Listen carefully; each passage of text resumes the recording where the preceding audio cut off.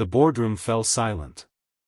Isabella Chen, CEO of Chen Industries, sat at the head of a table that could comfortably seat 30, her posture rigid as steel, her gaze cutting through the tension like a surgeon's scalpel.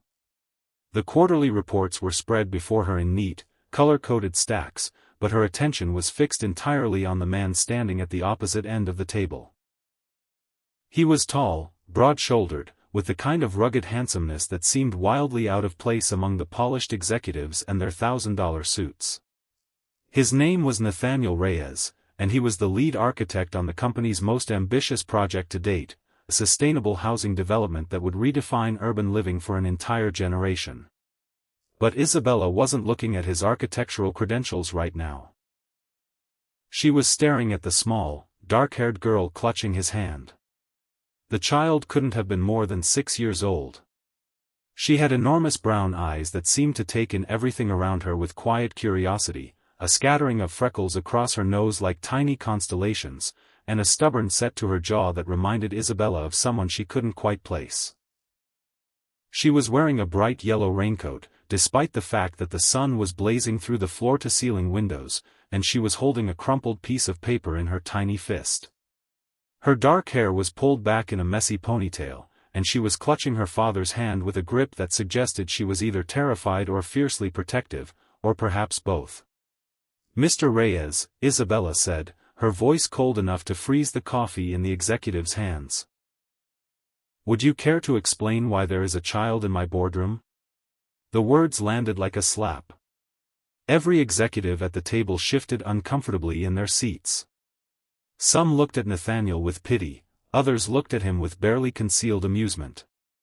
The project manager, a nervous woman named Patricia, was already gathering her papers, ready to flee at the first sign of an explosion. Nathaniel's jaw tightened. He had known this moment was coming. He had dreaded it, planned for it, rehearsed the words in his head 1,000 times while lying awake at night. But now that it was here, standing in front of the most powerful woman in the city, his carefully prepared speech evaporated like morning mist under a relentless sun. "Ms. Chen," he began, his voice steady despite the pounding of his heart against his ribs. "This is my daughter, Sophia. Her school had an emergency early dismissal due to a burst pipe, and my babysitter cancelled at the last minute because her own child came down with a fever. I had no choice but to bring her with me. I apologize for the disruption, but I assure you she will not interfere with the meeting."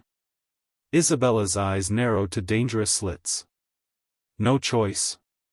You have an entire team of assistants, a project manager, and a direct line to my office. You could have called. You could have rescheduled. Instead, you brought a child into a meeting where we were discussing multi-million-dollar budgets and strict deadlines that have already been pushed back twice. Do you have any idea what this looks like? Do you have any idea what this says about your professionalism?" "I understand the gravity of this situation," Nathaniel said, his voice remaining remarkably calm despite the heat rising in his chest. "And I apologize unreservedly for the disruption. But Sophia is my responsibility, and I don't abandon my responsibilities. Not for meetings. Not for anything." The words hung in the air like a challenge. Isabella leaned back in her chair, studying him with an intensity that made lesser men wither into silence. She was 39 years old, the youngest CEO in the company's history, and she had built her empire on a foundation of ruthless efficiency and emotional detachment. Her reputation preceded her everywhere she went. She was brilliant, demanding, and utterly unapproachable. Her marriage had ended 5 years ago when her husband had accused her of loving her work more than she loved him. He had been right. She hadn't loved him at all. She hadn't loved anyone. Love was a weakness, and Isabella Chen didn't do weaknesses. "You have 5 minutes," she said finally, her voice clipped and cold. "Explain yourself, and then we will proceed with the meeting. The child stays in the corner, silent and unobtrusive. If she makes a sound, you're both out. Do I make myself clear?" Nathaniel nodded, his jaw still tight with barely suppressed frustration. He guided Sophia to a chair in the far corner of the room, crouching down to her level. His voice was soft, gentle, a complete contrast to the tense atmosphere of the boardroom. "Sophia, sweetheart, I need you to be very quiet and very still for a little while," he whispered, brushing a stray curl from her forehead. "Can you do that for me?" Sophia nodded solemnly, her big brown eyes fixed on his face. "Will you be okay, Daddy?" "I'll be just fine," he said, forcing a smile. "And when this is all over, we're going to get pizza. Extra cheese, just the way you like it." "Extra cheese and extra pepperoni," she corrected, her small voice carrying a hint of her father's stubbornness. "Extra cheese and extra pepperoni," he agreed, kissing the top of her head. He handed her the crumpled piece of paper she had been clutching. It was a drawing of a castle, he noticed, with a dragon and a princess and a knight who looked suspiciously like him. "You draw me something beautiful, okay? Something that will make me smile when I'm done with all these boring grown-up talks." Sophia nodded again, already unfolding the paper and reaching for the crayons in her pocket. Nathaniel stood up, straightened his tie, and walked back to his place at the table. He could feel Isabella's eyes on him, sharp and assessing, but he refused to meet her gaze. He had a job to do, and he was going to do it. The meeting proceeded with brutal efficiency. Isabella grilled Nathaniel on every aspect of the project, demanding details, challenging his assumptions, probing for weaknesses with the precision of a master interrogator. She asked about the structural integrity of the buildings, the sustainability of the materials, the timeline for completion, the budget allocations, the environmental impact assessments. He answered each question with precision and patience, his voice never wavering, his eyes never leaving hers. He was good, better than good. He was brilliant. And despite herself, Isabella was impressed. But she couldn't stop glancing at the child in the corner. Sophia was drawing with furious concentration, her small hand moving across the paper in quick, confident strokes. Every few minutes, she would look up at her father, and he would give her a small, reassuring smile. It was a silent conversation, a bond so deep and natural that Isabella felt something twist in her chest. She pushed the feeling away. It was irrelevant. It was nothing. She had no time for sentimentality, no patience for the soft emotions that had always seemed to elude her. The meeting ended 2 hours later. The executives filed out of the room, their shoulders sagging with relief, their murmured conversations a dull hum in the background. Nathaniel gathered his papers, stuffing them into his worn leather briefcase, then walked over to Sophia. He crouched down to her level, his entire demeanor softening in a way that made Isabella's chest ache for reasons she refused to examine. "Did you do a good job, Daddy?" Sophia asked, her voice small but clear, carrying across the now empty room. "I did my best," Nathaniel said, smiling warmly. "And now we're going to go home and have that pizza I promised. What do you think about that? Can we have extra cheese? Extra cheese, extra pepperoni, and a side of your favorite. You're not going anywhere, Mr. Reyes." Nathaniel looked up. Isabella was standing in the doorway, her arms crossed over her chest, her expression completely unreadable. The late afternoon light streamed through the windows behind her, casting her in a golden glow that made her look almost ethereal, and utterly unapproachable.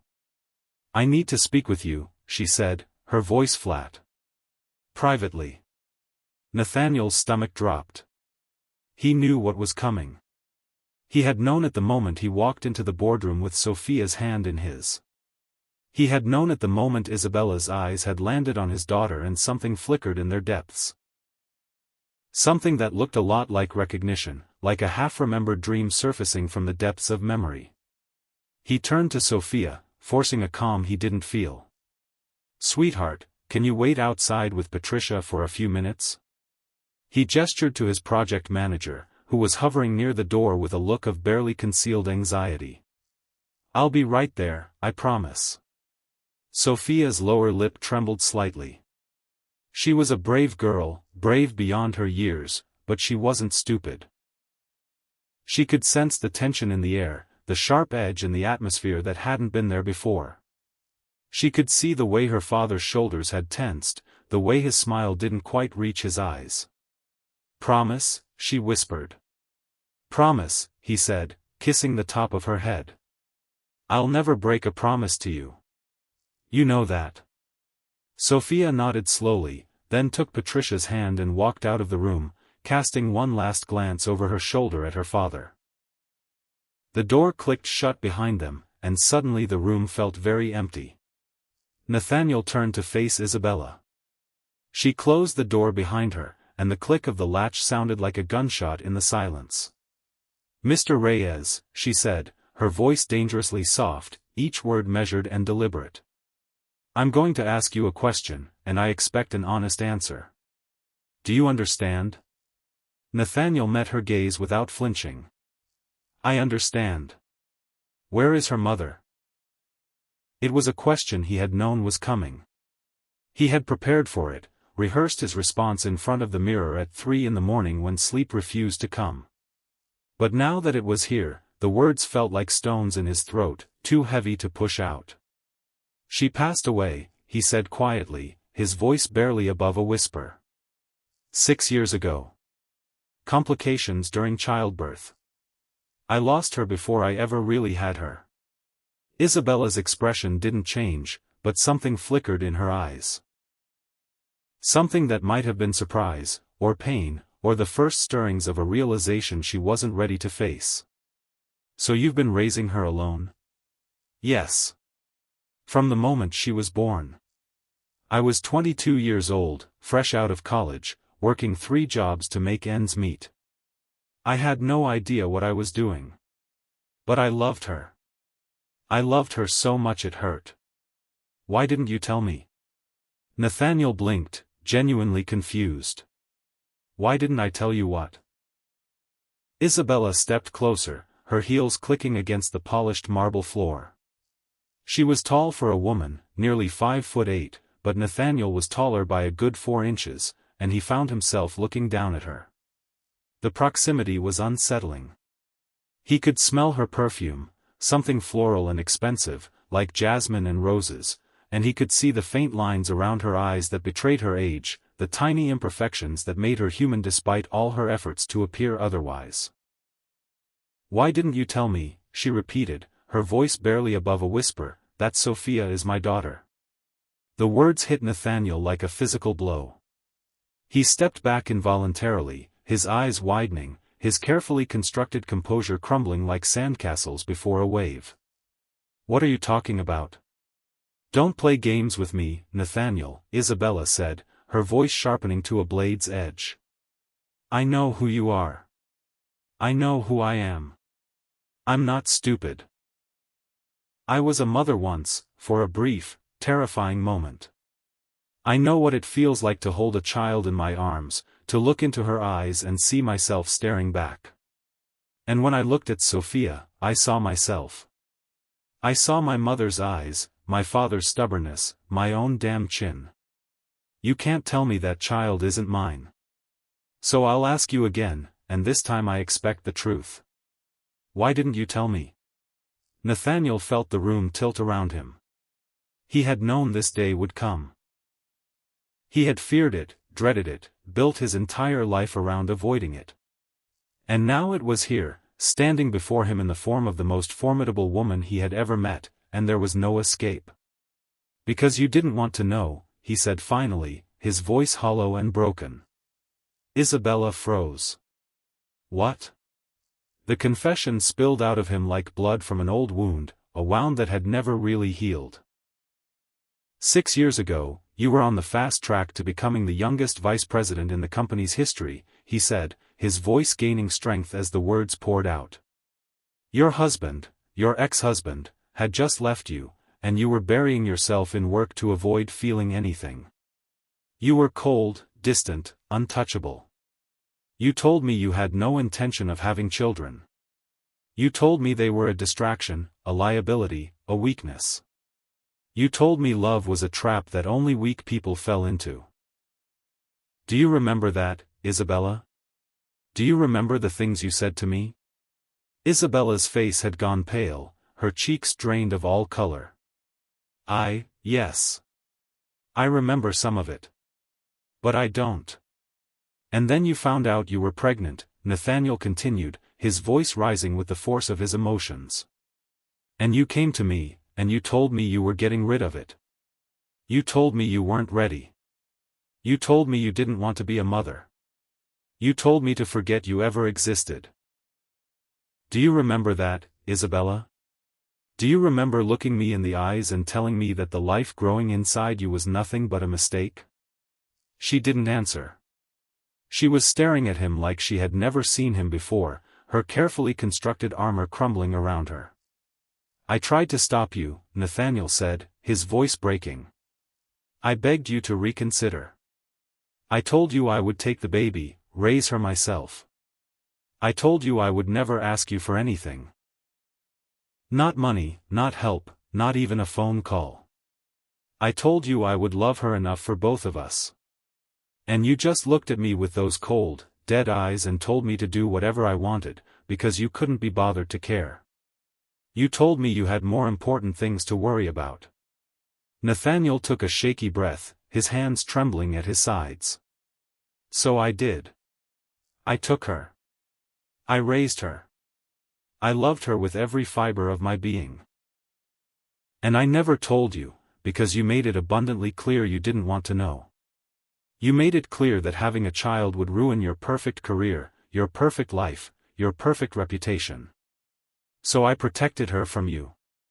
I protected her from the woman who would have looked at her and seen nothing but a liability, an obstacle, a mistake to be erased.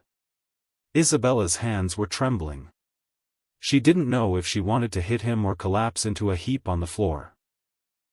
You're lying, she whispered, her voice barely audible. I would never. I was young. I was scared. I wasn't thinking clearly. I would never have said those things. Not like that. Not to you. You did, Nathaniel said flatly, the anger draining from his voice and leaving only exhaustion in its wake.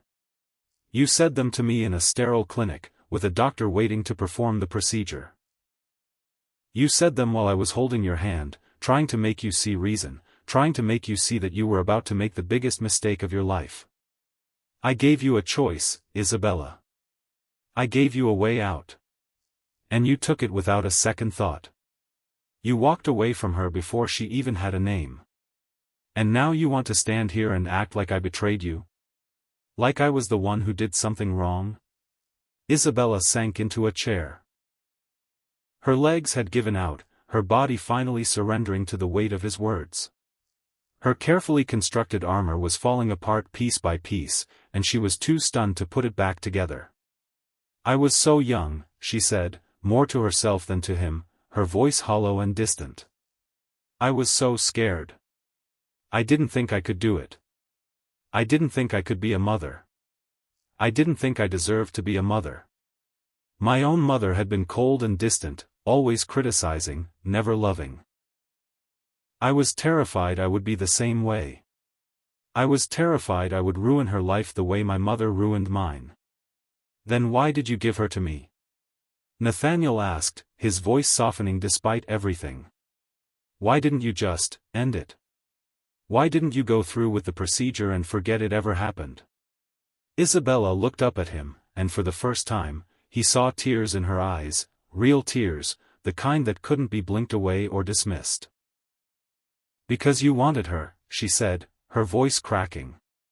Because you looked at me with those eyes, those kind, hopeful eyes, and you told me you would love her no matter what.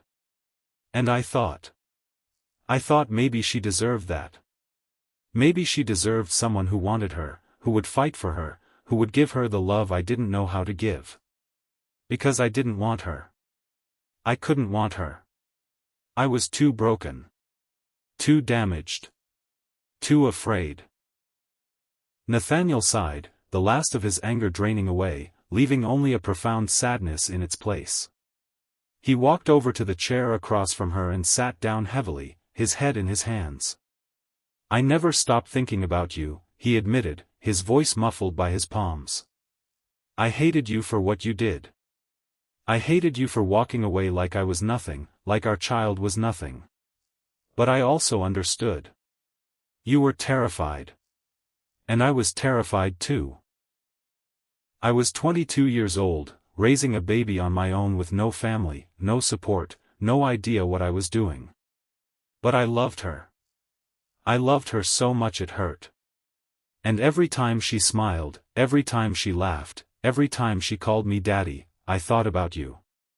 I thought about what you were missing. I thought about how different things might have been if you had just let yourself be scared instead of being cold. And I wanted to tell you. God, I wanted to tell you. But I was too scared. I thought you would try to take her away from me. I thought you would realize what you had given up and come back to reclaim her. And I couldn't bear the thought of losing her. She was all I had. Isabella wiped her eyes with the back of her hand, a gesture so uncharacteristically vulnerable that it made Nathaniel's heart ache. I wouldn't have done that. I wouldn't have taken her from you.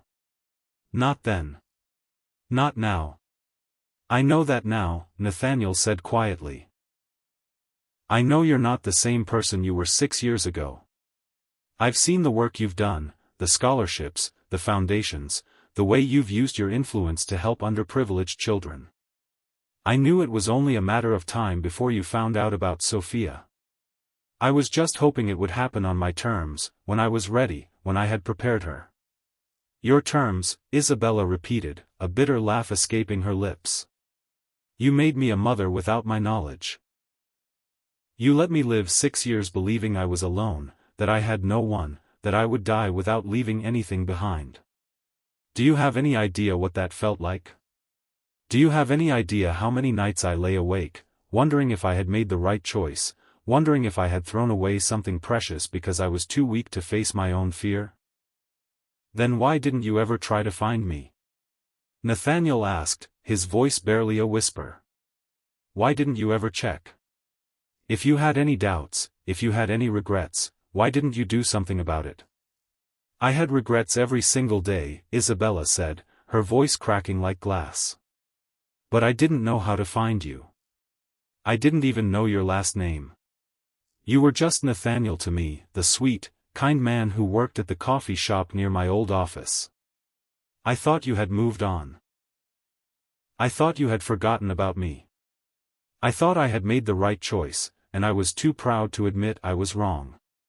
You didn't make the right choice, Nathaniel said gently, reaching out to take her hand. You made the choice that felt right at the time. There's a difference. A big one. They sat in silence for a long moment, the weight of the past pressing down on them like a physical force. I want to see her, Isabella said finally, her voice barely above a whisper. I want to get to know her. I don't want to take her away from you. I just want to be part of her life. Please, Nathaniel. Please give me a chance to make this right. Nathaniel studied her face. The coldness was gone. The detachment was gone. All that remained was a woman, broken and vulnerable, desperate for something she had thrown away years ago. She's a wonderful girl, he said softly. She's smart. She's funny. She has your stubbornness, your sharp wit, your fierce intelligence. She's going to be a great woman one day. Isabella smiled through her tears, a fragile, tentative smile that transformed her face. I would love to meet her. Properly, this time. Not as a random child in a boardroom, but as her mother. Nathaniel nodded slowly. She's going to have questions. A lot of questions. I won't lie to her. I won't tell her that you abandoned her. But I also won't pretend that you were a part of her life. You need to earn her trust. You need to prove to her that you're not going to leave again. I understand, Isabella said, her voice steady for the first time. I'll do whatever it takes. Whatever it takes.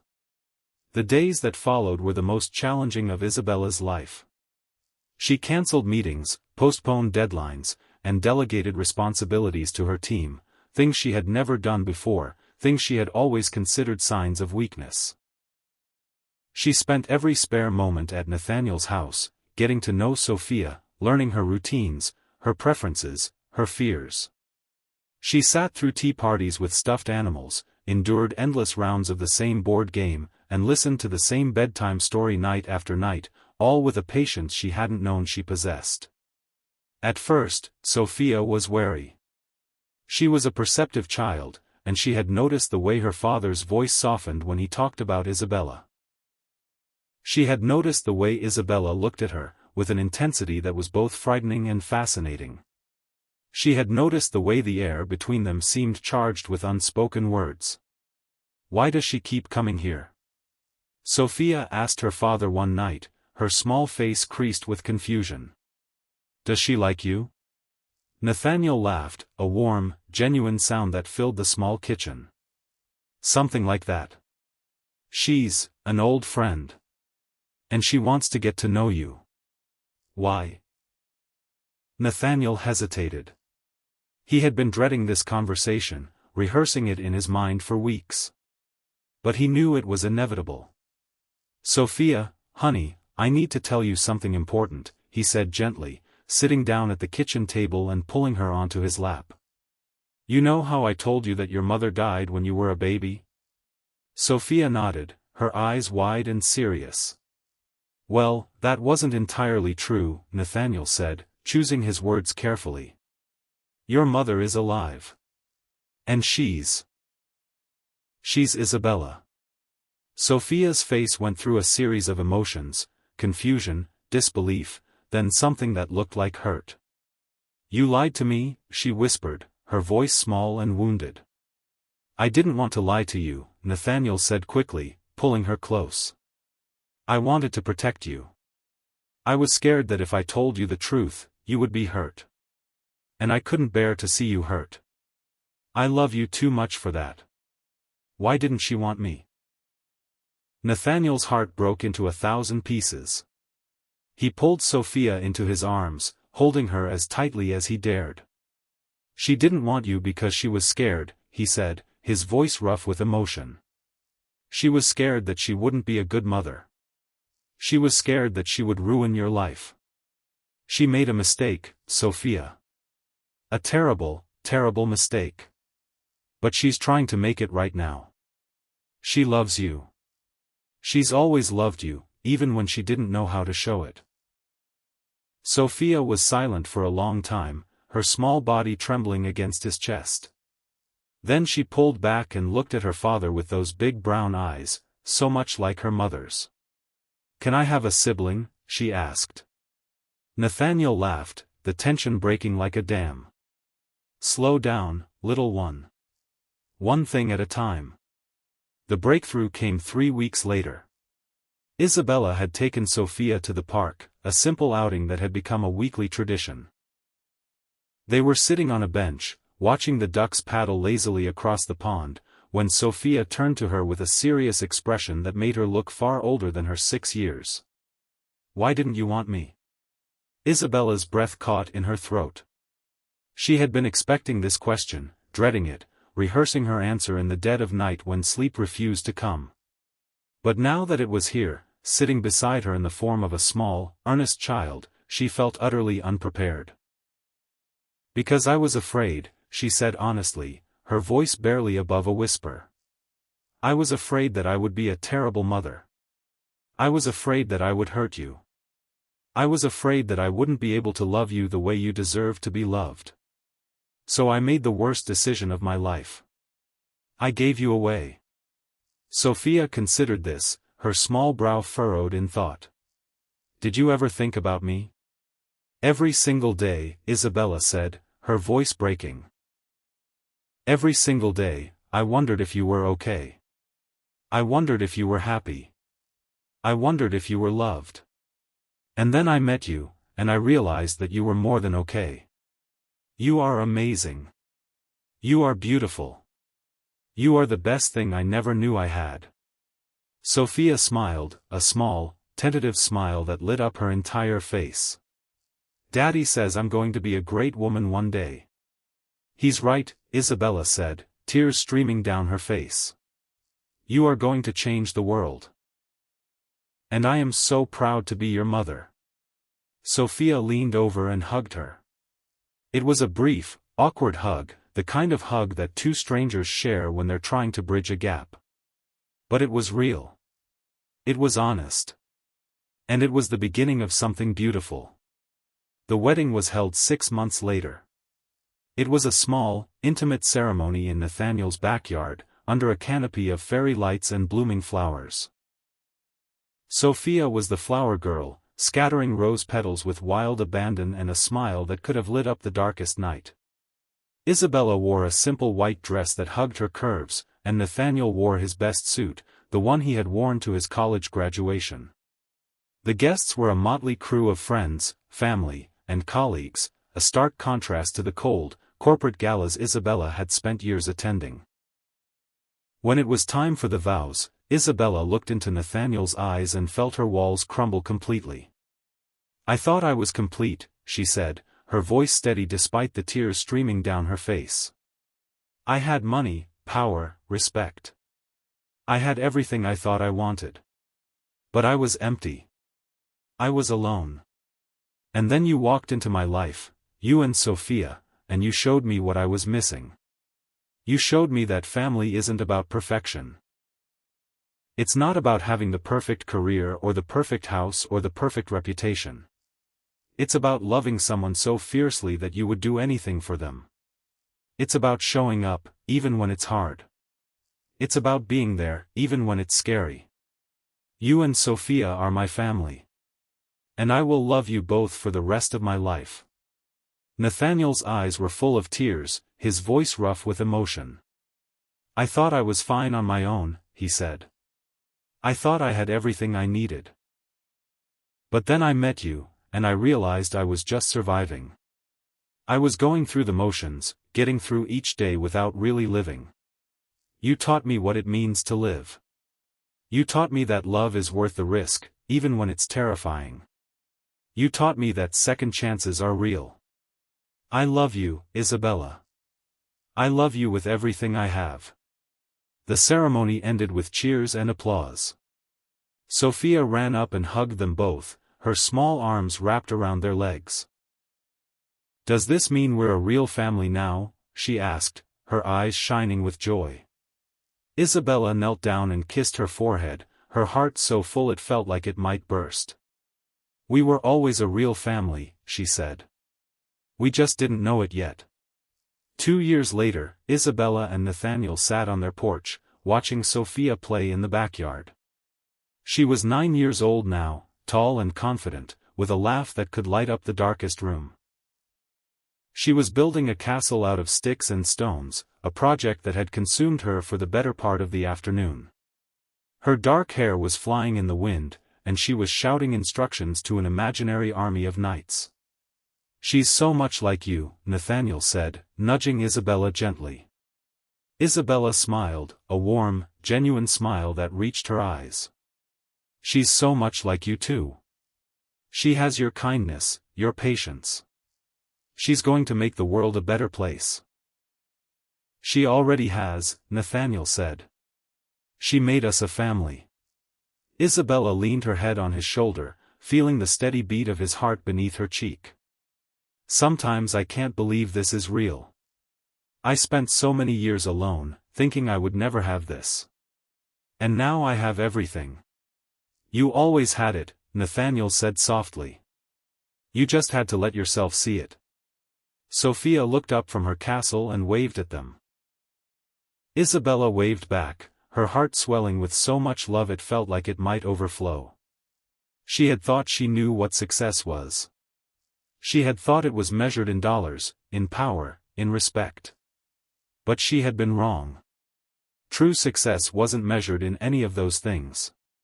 It was measured in the moments that took your breath away, the sound of your daughter's laughter, the warmth of your husband's hand in yours, the quiet peace of a home filled with love and light. Isabella Chen was no longer the ice queen of Chen Industries. She was Isabella Reyes, wife, mother, and the happiest woman in the world. She had finally found the family she had always dreamed of, the family she had never believed she deserved. And she was never letting go. The sun was setting over the horizon, painting the sky in shades of orange and pink and gold. The birds were singing their evening songs, and the air was filled with the sweet scent of jasmine. Isabella closed her eyes, breathing it all in. She had learned, finally, that true happiness isn't measured in achievements or accolades. It's measured in the hearts you touch and the lives you change. And she had changed the lives of 3 people, her husband, her daughter, and herself, just as they had changed hers. She was Isabella Reyes, and she was finally, completely, undeniably whole.